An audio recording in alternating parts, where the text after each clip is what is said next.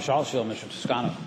Yes, Mr. Speaker, speaking to the amendment. Gentleman has the floor. Thank you, Mr. Speaker. Mr. Speaker, ladies and gentlemen of the House, I hope you'll pay careful attention to what we may do if we vote to support this amendment. I speak in opposition to the amendment. To support this amendment will have two potentially large impacts. Impact number one will be on localities.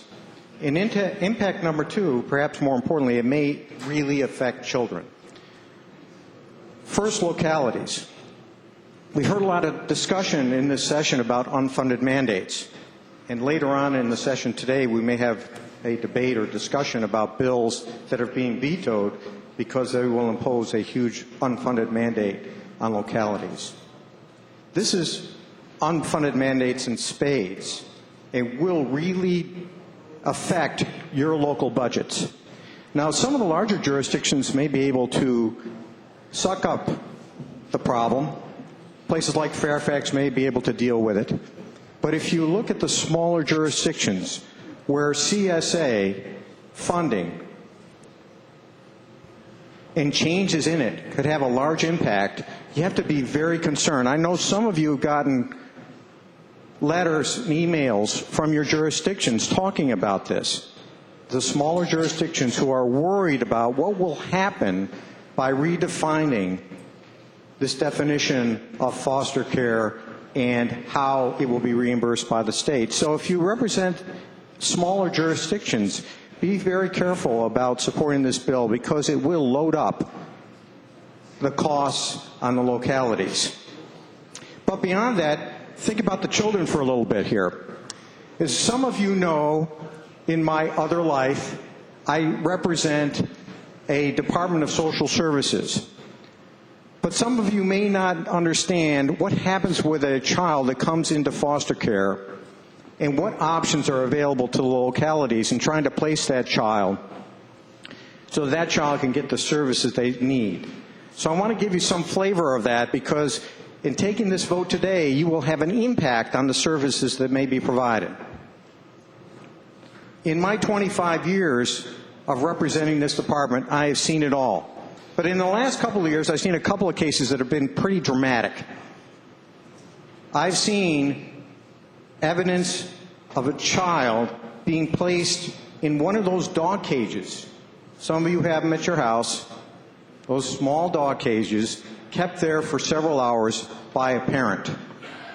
Needless to say, the courts find that that is abuse and neglect. The child comes into foster care, and then the locality and the social services department has to figure out how to place that child. And needless to say, many of those children have severe emotional challenges. Challenges that cannot be fixed by simply putting them in a, quote, foster home away from their parents. They need to go into another kind of facility, a therapeutic foster home, where people have special training to deal with those therapeutic problems. That level of service is more costly. And if we pass this bill today, we will be imposing that additional cost on the localities because we're taking away their reimbursement. I recently saw another child, a teenager, come into care. This child had been adopted out of Russia. And we know a lot about how the Russians treat young kids in their orphanages. And many of those children come out with severe emotional problems. We've got to take care of those children. And the risk is that if we pass this, we will make it very much more difficult for the localities to provide the services. So when those social services people are in the room trying to figure out whether we put this child in a foster home or whether we put that child in a therapeutic home, are they going to be considering the fiscal impact?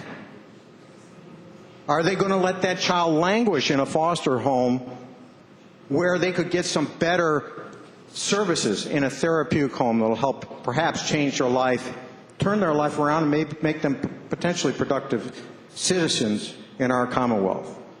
So I'd ask you to seriously consider those impacts before deciding how to vote on this, and I hope that you will reject the governor's proposed amendment.